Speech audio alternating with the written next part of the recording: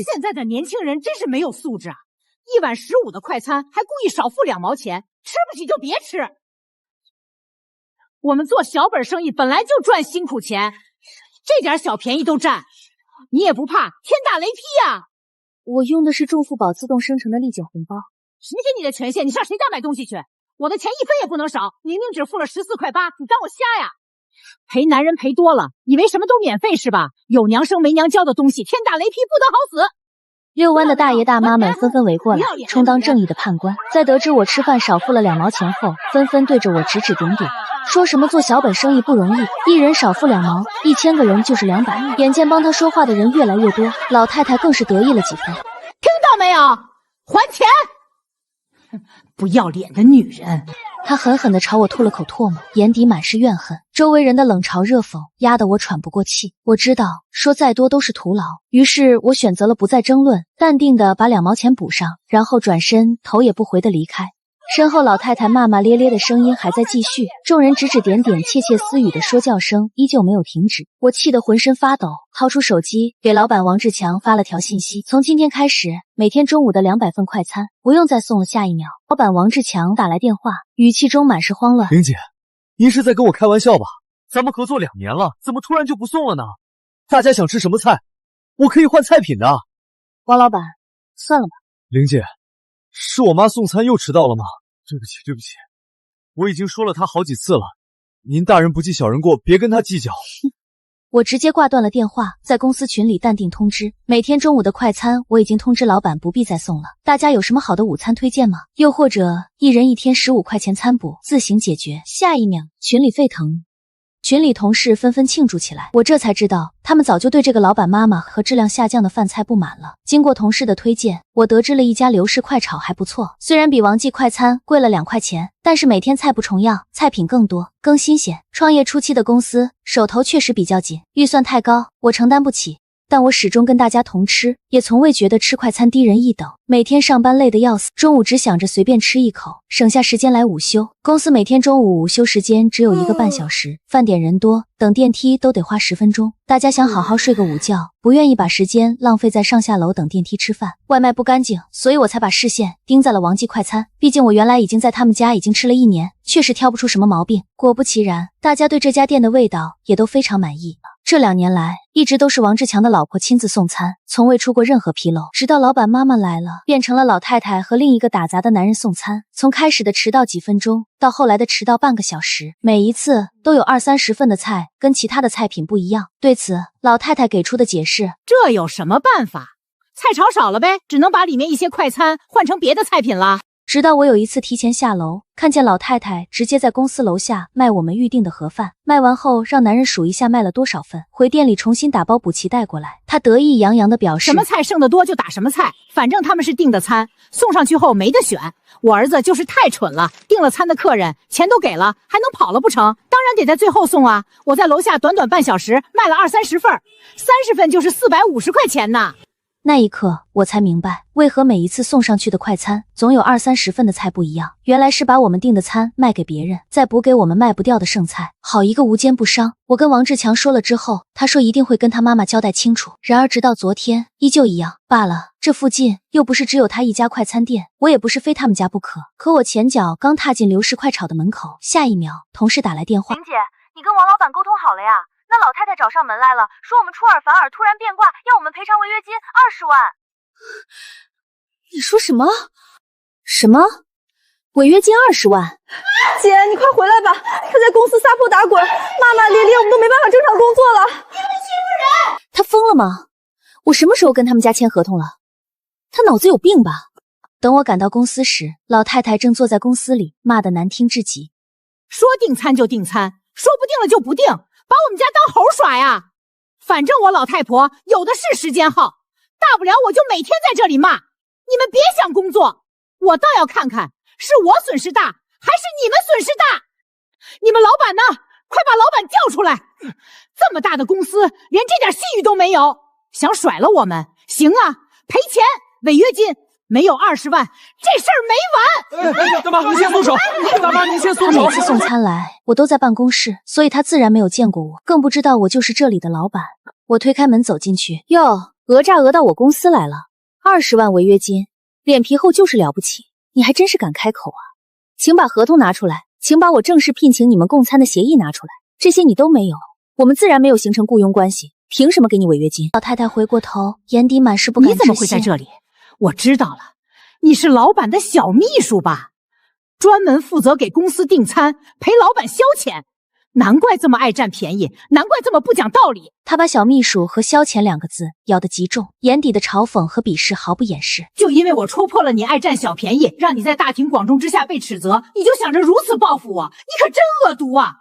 我不想跟你谈，我要见老板，我要在他面前扒下你这个女人的面具。巧了，我就是老板，我并不想听你狗叫。你是老板？你当我傻子呀？老板会去吃快餐？会占2毛钱便宜，老板会去用那什么立减红包，神经病，吹牛不打草稿，你个穷鬼，都滚蛋！狗眼看人低，老板凭什么不能吃快餐？凭什么不能用众富宝立减红包？最后再重申一遍，我没有占你2毛钱的便宜，相反，我还多送了你2毛钱，就当是施舍给你了。保安，送客！我看谁敢动我！正当这时，王志强匆匆赶来，他一把将老太太扶起来，拽在身后。妈，你在闹什么？玲姐就是这家公司的老板，在咱们家给员工订了2年的中餐了。你说你来解决，你就是这么解决的？撒泼打滚骂骂咧咧，不把这单整黄了你不安心是不是？我跟你说很多次了，先把玲姐公司的餐食送了再回去卖，你为什么就是不听呢？王志强一边说着，一边凑上来，对着我扯出一个笑意。实在是抱歉，老人家只想着赚钱，送餐路上有其他人想订餐，他就直接卖了。我明天就回店里了，以后你公司的餐食由我亲自来算。老太太看到他儿子的态度，这才相信我是老板。她脸上闪过一丝心虚，下一秒，她却又理直气壮地抬起脑袋。就算你真是老板又怎么了？老板就能贪小便宜？老板就能高高在上、目中无人，欺负老人家？儿子，他来我们家吃饭，少付了2毛钱，要不是我追着要，他就逃单了。哼，因为那2毛钱，他怀恨在心，这才提出不再在咱们家订中饭。你得告他，让他赔偿违约金啊！20万，1分也不能少。王志强脸上闪过一丝尴尬。妈，你在闹什么？这中间肯定是有什么误会。误会？我亲眼看到的，能是什么误会？你就是太老实了。一个女人开这公司，谁知道钱干不干净？我嗤笑出声。王老板，请让你妈妈慎言，否则我可以起诉她诽谤。说着，我将众富宝付款记录打开，看清楚了，付款时自动生成的立减红包，我可没有占你们家便宜。况且，在你妈胡搅蛮缠之后，我已经补了2毛钱，所以，请你们不要再来打扰我工作。说罢，我摆了摆手，保安走上前将2人赶出去。别，玲姐，都是我妈的错，她不懂这些，性子比较急躁，实在是对不起。玲姐，我保证以后再也不让我妈掺和店里的事情了。而老太太自始至终都在指着我的鼻子，骂得难听至极。我冷冷地开口：“你老婆怀孕跟我有什么关系？又不是我的孩子。”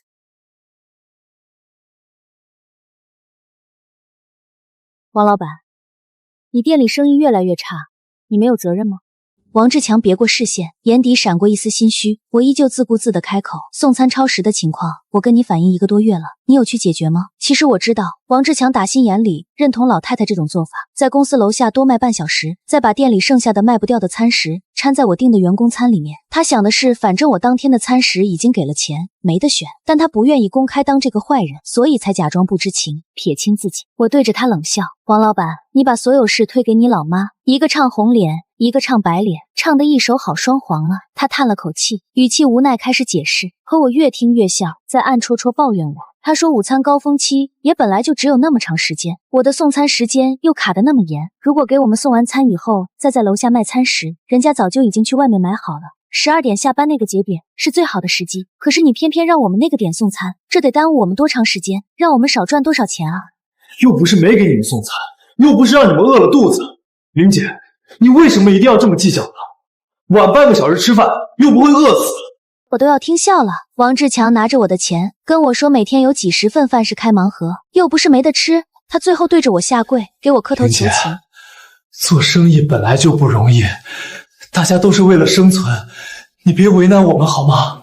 我嗤笑出声，他说我为难他，就因为我为了员工能好好午休，要求他准时送餐，就因为我要求他按照当初制定的餐食标准送餐，就因为我不让他把我们的员工餐卖掉，不让他给我们装剩菜开盲盒，他就说我为难他。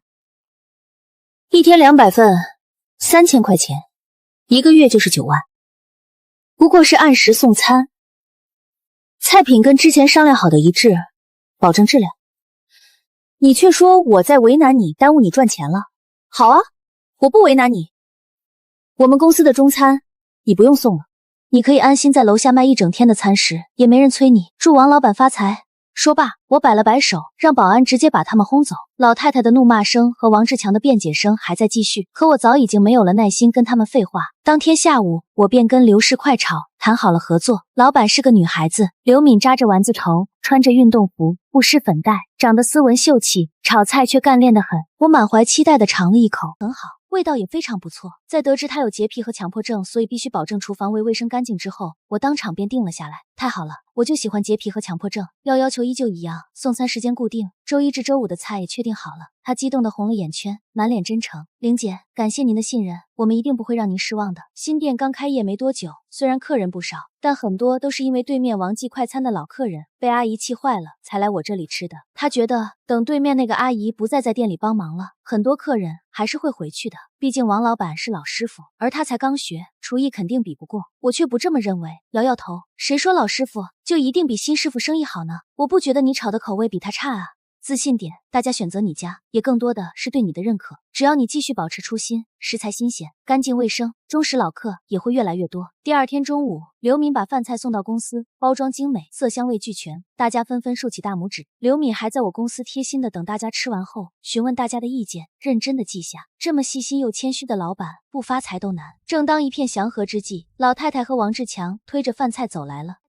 老太太把饭菜往桌上一放，3000块，转账还是现金。我笑了，我昨天的话已经说得清清楚楚了。怎么着，王老板生意不好，强买强卖，老太太却不干了。你说不定就不定，凭什么？那我们炒好了卖给谁去？我们的损失怎么办？这么大一个老板，如此小肚鸡肠，斤斤计较。我语气冷漠。对啊，我还真就如此小肚鸡肠，斤斤计较了。把你们的东西带走，不要影响大家午休。王志强叹了口气，满脸无奈。玲姐，我一直以为你是跟我开玩笑的，没想到你竟是认真的。咱们认识3年，合作2年了，都是老熟人了，别做得这么绝好吗？我担心你们中午没订饭，这才炒了菜给你们送过来，结果真的太让人寒心了。事实真是如此吗？如果我1个小时前没经过楼下，我或许还真信了。其实老太太和王志强11点50多就守在楼下了，甚至母子俩的嘴脸和现在都差得天翻地覆。老太太翻了个白眼，满脸不屑，真以为没了她，我们家快餐就卖不出去了。这栋办公楼这么多人，要不是因为每次给她送餐，我至少能再多卖出去300份。今天咱们就在这里卖一个中午，卖她个300-400份，好好打那个女人的脸。然而我办完事回来时，已经过去了1个小时，他们的盒饭依旧只卖出去20-30份。路过他们身后时，王志强正在跟老太太抱怨：妈，我早就说过没那么好卖，你就是不信，这下好了吧？拿着每天固定的3000收入不要，偏偏要搞零售，这下好了，全砸手里了。老太太愤愤地瞪了他一眼，我还不是想给你多卖几份，多赚点钱，况且你当时不是也支持吗？说姜还是老的辣吗？至于那天跟他吵架，我真不知道他就是那家公司老板，我要知道我就忍一下了。行了行了，卖不掉就去找那个女老板买单，我们专门给她炒的员工餐，她凭什么不买单？在我把拍好的证据晾在2人面前时，王志强终于安静了，老太太却索性把桌子一掀，好啊，这是你逼我的。老太太往楼下跑去，然后在公司楼下当着所有人的面开启了撒泼打滚模式。哎呦，我的命好苦啊！做小本生意本来就难，订了餐却临时毁约，我们的损失谁来保障？200份餐做好了他却不要了，这是把我们当猴耍啊！众人指指点点，议论纷纷，只可惜议论的对象却不是我。这些人当着老太太的面，把老太太那点光辉战绩全数了一遍。老太太气得脸都白了，指着众人骂骂咧咧：“滚犊子！你们懂个屁！再胡说八道，我撕烂你们的嘴！”而我则是淡定地拨通了报警电话，将证据呈到警察面前。看着大家的指指点点，王志强尴尬得恨不得找个地缝钻进去，一边答应警察不再来我这里找事，一边不情不愿地跟我道歉。老太太偷鸡不成蚀把米，气得脸色铁青。两人慌乱离开，而围观人群的议论却迅速蔓延传来。王志强店里的生意也彻底迎来冰点，连续好几天没有开张，一传十，十传百，王记快餐变成了人人喊打的过街老鼠。相反，刘氏快炒生意却越来越好，老板娘温柔热情，菜品类多，新鲜又好吃，知名度瞬间传开。至此，王志强终于慌了。1周后，他找上门来，卑微的求我帮帮他，我却满脸冷漠：“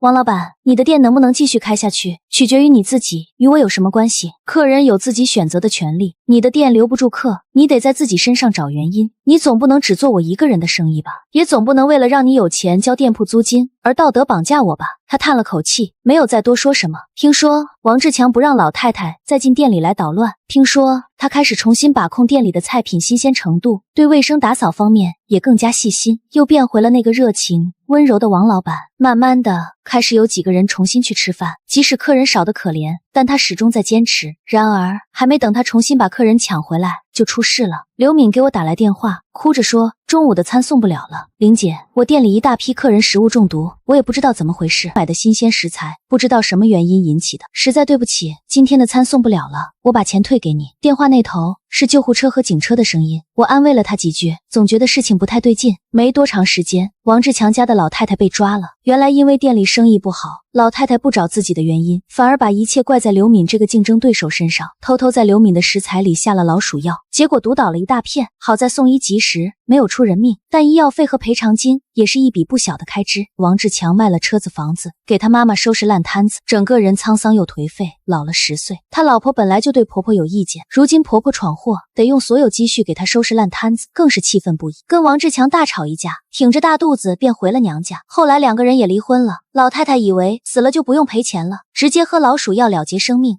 没成想她没死成，被救回来后，老太太成了植物人，一辈子得在病床上生活，事业被毁，妻离子散，王志强再也没有了翻身的可能。这些事情我都是从员工们八卦的聊天中得知，他们家的事情彻底成了所有人茶余饭后的谈资。王记快餐门口旺铺转租4个字是如此的显眼，我摇了摇头，满脸惋惜。他们两夫妻明明可以有更好的未来，却被自以为是的老人给毁了。2个月后，王记快餐摇身一变成了李记快餐，依旧是一对小夫妻，依旧热情好客，满脸温和。我站在窗前，看着李记快餐门口的花篮，恍如隔世。如果王志强没有要他妈妈来店里帮忙，他们家会不会是另一种结局？1周后，刘敏给我打电话，声音急得快哭了：“林姐，我店里出事了。”“怎么了？”她吸了吸鼻子。物业说我占道经营，要收回店面。可是我那个排队的地方是门口的空地，又不是消防通道，以前都可以用的。我到现场时，物业经理正站在刘敏店门口贴通知：“经理，这空地以前不是没人管吗？”王经理指了指墙上新贴的告示：“沈总，上面新规定，所有商铺不得超出门帘经营。”我也是照章办事。我看了一眼告示，是街道办刚下的文件。我盯着他，那解决办法呢？总不能让人家店开不下去吧？王经理压低声音：“隔壁店面空了大半年了，房东想租出去，一直没人要。如果小刘愿意扩店，我可以帮他跟房东谈谈。”刘敏拉了拉我袖子：“林姐，隔壁那个店面比我现在大1倍，租金肯定也贵1倍，我付不起。”我拍拍他手：“你先别急。”我转头问王经理：“隔壁租金多少？”王经理：15000一个月。刘敏倒吸一口凉气：“我现在这个才8000。”我算了一下账，刘敏现在一天营业额3000多，去掉成本净利1000出头，租隔壁的话，每个月多7000成本，对他来说压力太大。王经理，你跟房东说，我以公司名义租，转租给小刘，租金我出，小刘每个月给我8000就行。王经理愣了一下：“沈总，你这是图啥？”我掏出手机，图我员工中午能吃上干净的饭，你把房东电话给我。刘敏在旁边红了眼眶：“玲姐，这不行，你太亏了。”我看了他一眼：“亏不亏我说了算，你好好干，把品质保持住，就是对我最大的回报。”房东姓陈，是个60多岁的老头，电话里听说我要租店面，语气很热情。等我说要转租给别人，他立马变了调：“那不行，我只跟实际经营的人签合同，不跟2道贩子签。”我约了陈叔面谈，见面那天，我带了公司营业执照和近2年的纳税证明，陈叔看了看，态度软了一些。陈叔，小刘是做实事的，他的店你也看到了，天天排队。我把材料收起来，你店面空了半年，一直租不出去。现在有人帮你养人气，你还不乐意？陈叔抽了口烟，我就是怕麻烦。我拿出提前拟好的担保协议，不麻烦，合同你跟他签，我出担保。如果他付不起租金，我来付。陈叔盯着协议看了半天，终于做出了决定。陈叔同意了。刘敏签合同那天，手都在抖，她抱着我哭了一场。玲姐，我这辈子都不会忘了你的恩情。我拍拍她背，别哭了，好好干活。破店之后，人手够不够？够了，我把我表妹叫来帮忙。我点点头，转身要走。刘敏突然叫住我，玲姐，王老板昨天来找我了。我停下脚步，刘敏咬了咬嘴唇，她说她想重新开店，问能不能在咱们这条街上租个铺子。我没答应，她说她会再来找你。果然，第二天王志强就出现在我公司门口，他瘦了一大圈，头发也白了不少，穿着件洗得发白的夹克，手里提着个保温袋。他把保温袋放在前台，玲姐，给你带了点吃的，我自己做的，你尝尝。我看了一眼，不用了。你说什么事？他搓了搓手，我想重新开店。你妈的事处理完了。他低着头，赔了60多万，房子卖了，车也卖了，他现在在疗养院，医生说醒过来的可能性不大。我沉默了几秒，那你老婆呢？她声音发颤，回娘家了，孩子生下来也不让我见。玲姐，我知道我没脸来找你，但我真的没办法了，我除了炒菜什么都不会。这条街上已经有小刘和李记了，你再来，3家抢生意，谁都活不好。他抬起头，眼睛里有血丝。我不做快餐，我可以做夜宵，烧烤、小龙虾、炒海鲜，跟他们不冲突。我盯着他看了几秒，你凭什么觉得我会帮你？他从口袋里掏出一张皱巴巴的纸，你不帮我也会有人帮。这是旁边那栋楼1楼的出租信息，我已经跟房东谈过了。我接过纸看了一眼，开店的位置在街尾，离刘敏和李记隔了7、8个铺面，确实不冲突。租金多少？2万1个月，前3个月免租。我想请你帮我跟小刘和李哥说一声，我不抢他们生意，各做各的。我想了想，你把计划写清楚，我帮你去说，但成不成看他们。王志强眼眶红了，连声道谢。晚上我把刘敏和李国良约到一起，把王志强的想法说了。刘敏第一个反对，不行，他妈妈害了那么多人，凭什么回来？李记老板李国良也摇头，玲姐，不是我不给你面子，这个人信用已经破产了，今天他好好做夜宵，明天谁知道他会不会又搞什么幺蛾子。我喝了口水，所以他来找我，不是来找你们。他说了，利润的10%捐给受害者基金会，签合同，公证。刘敏愣了，真的假的？我放下杯子，他愿意签就代表是真的。我不是替他说话，我是觉得这条街需要晚上也热闹起来。你们想想，白天生意再好，晚上一关门就没人了，如果有人做夜宵，整条街的人气都能带起来。李国良摸了摸下巴，你是说他做夜宵，我们白天生意反而会更好？游客晚上来吃烧烤，白天自然会在附近逛，附近那个景区1年游客几10万，要是能把他们引到这条街上来，你们想想那个量。刘敏不说话了。第二天，王志强带着打印好的计划书和承诺书来了。刘敏和李国良看完，又问了几个问题，最后还是点了头。刘敏盯着王志强，但是有一条，如果你再出任何食品安全问题，你自己走，别连累我们。王志强用力点头。签完承诺书那天，王志强哭了，40多岁的大男人蹲在街边，哭得像个孩子。我没去劝，有些眼泪得自己流干。美食街的想法是从一个游客身上来的。那天中午，我在刘敏店里吃饭，旁边桌坐了3个拖着行李箱的女孩，她们点了一桌子菜，边吃边拍照。这家店太好吃了，我要发网上安利给所有人，比景区里面那些又贵又难吃的好多了。我多听了几句，他们是从外地来旅游的，住在附近民宿，刷攻略刷到了刘敏的店。晚上我回去搜了一下，发现刘敏的店在小红书上已经有几百篇笔记，李记也有，虽然少一些，但都是客人自发发的，没人组织。我脑子里冒出一个念头，我找了家设计公司，让人帮忙设计统一的美食街 logo 和招牌。对方报价2万8，我二话没说付了定金。刘敏知道后跑来问我，玲姐，你花这个钱干嘛？我把设计稿给她看，做品牌。你们3家统一招牌，门口挂一样的灯箱，游客一看就知道这是一条街。李国良也凑过来看，这个 logo 上怎么有3家店的名字？我指了指图纸，因为这是你们3个的街，刘氏快炒、李记面点、王记夜宵，3家并列，谁也不压谁。1周后，新招牌做好了。统一的黑底金字，左上角是美食街的 logo， 中间是店名，右下角写了一行小字，本街商户联合承诺，食材新鲜，足斤足两。挂招牌那天，整条街的人都出来看，刘敏站在自己店门口，笑得合不拢嘴。李国良爬梯子亲自挂，他老婆在下面指挥。王志强的店还在装修，他把招牌先挂在围挡上，每天路过都要看一眼。接下来是跟景区谈合作，我联系了景区市场部，约了负责人见面。你们这条街我听说过，网上评价不错。张经理翻了翻我带的资料，但是你们凭什么觉得游客会专门绕路？我把地图打开给张经理解释道，不需要绕路，你们景区出口右转，步行8分钟就到，这个距离刚好是游客逛完想吃饭的舒适区。张经理没说话，我继续说，我们可以做联名套餐，凭景区门票在我们街上任何一家店消费打9折，反过来在我们街上消费满100元可以换景区纪念品。张经理神情缓和下来，那采购纪念品的钱谁出？我笑了笑，你们出成本，我们出渠道，双赢的事不用算那么细。张经理考虑了2天，最终同意了，条件是如果食品安全出问题，我们要赔10倍，而且景区会立刻终止合作。我把这个消息带回给3家店，刘敏第一个举手，我没问题。李国良犹豫了一下，10倍赔款，万一出事了怎么办？我看着他们，神色坚定，不会出事。你们要是觉得会出事，现在就可以退出。王志强闷声说，我签。李国良咬了咬牙，我也签。签承诺书那天，我亲自给他们录了像，每个人对着镜头说了一遍，我承诺食材新鲜，足斤足两，如有违反，自愿赔偿10倍。视频发到网上，当天就火了。有人说我们炒作，有人说我们作秀，但更多的人说，敢这么承诺的店值得去吃。美食街正式开业那天，整条街挂满了红灯笼。刘敏凌晨4点就到店里备菜，李国良亲自和面，王志强头天晚上就把所有食材准备好，冻在冰柜里。上午11点，第一批客人到了，是3个拖着行李箱的女孩，跟那天我在刘敏店里见到的一模一样。她们举着手机，对着新招牌拍了好一阵。天啊，这条街也太好拍了吧！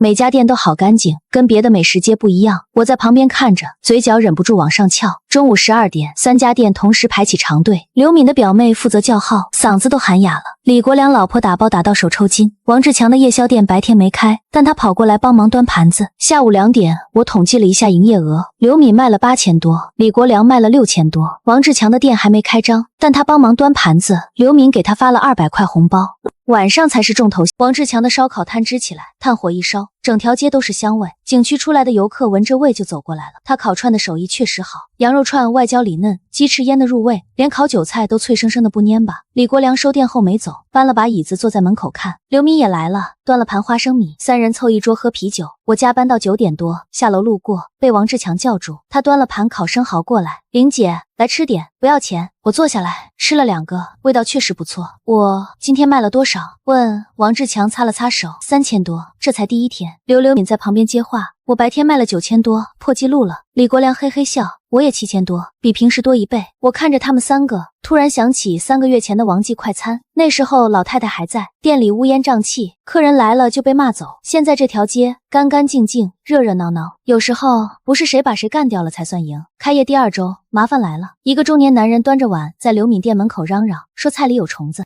刘敏急得脸都白了，赶紧跑出来道歉。我刚好在附近办事，听到消息赶过去。男人把碗举得高高的，让围观的人看。大家看看，这么大一只虫，这家店卫生条件有多差？我凑近看了一眼，碗里确实有只小飞虫。先生，你想怎么解决？男人不依不饶，甚至还掏出了手机准备录像。赔钱1000块，不然我发网上去，让你们店开不成。我盯着他看了几秒，这人眼神躲闪，语气却理直气壮。我指了指头顶的摄像头，您稍等，我调一下监控。男人的脸色变了，监控调出来一看，他趁店员转身，自己把虫子丢进碗里的。我当场报了警，警察来了一查，这人是个职业碰瓷的，专门盯着新开的餐饮店下手，之前已经在3条街上讹过好几家了。他被带走那天还在骂骂咧咧，你们等着，我出来了还来找你们。警察冷冷回了一句，再犯就是累犯。刑拘起步，他立刻闭嘴了。这件事被围观的人拍下来发到网上，反而给美食街做了一波宣传。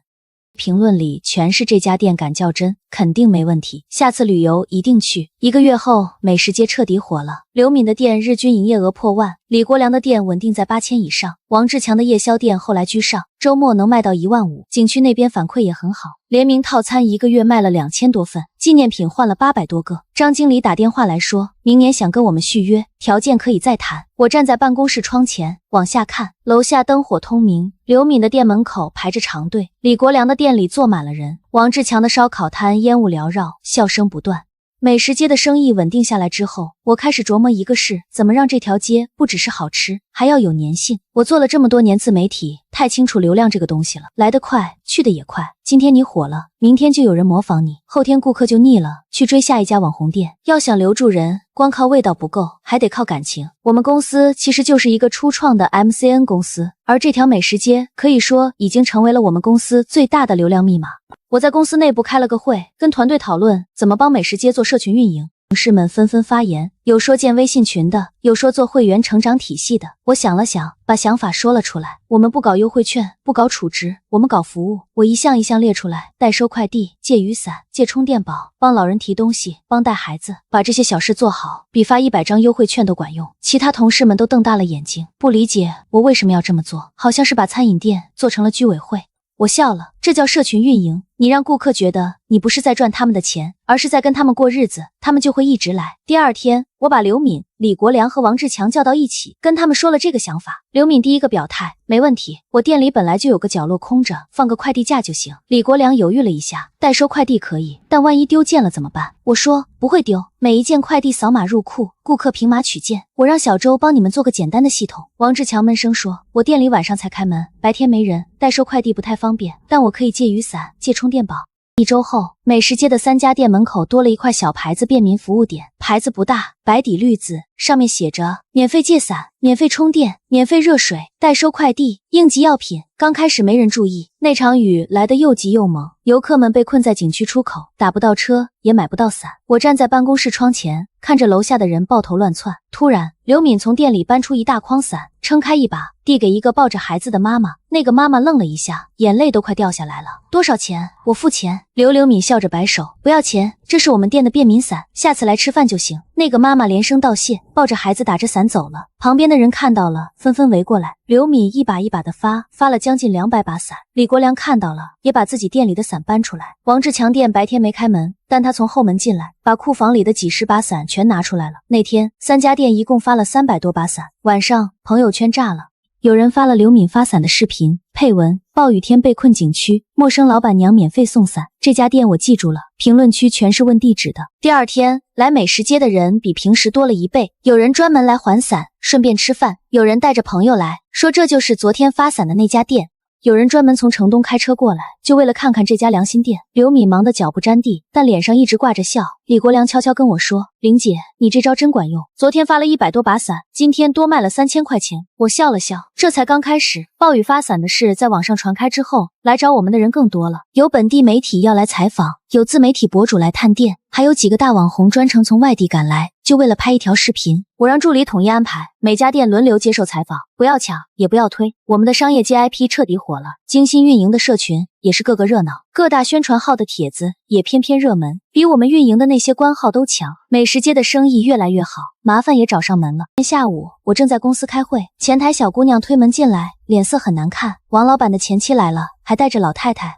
我愣了一下，老太太不是植物人吗？前台是，她推着轮椅来的，把老太太放在王老板店门口，自己在那儿哭，说王老板抛妻弃子，说不孝，说要讨个公道。到的时候，店门口已经围了很多人。王志强蹲在门口，脸色惨白，他前妻站在轮椅旁边，哭得撕心裂肺。大家评评理，他为了开店，把他妈扔在疗养院不管，他妈都成这样了，他还有心思在这赚钱，还有良心吗？老太太坐在轮椅上，眼睛闭着，头歪向一边。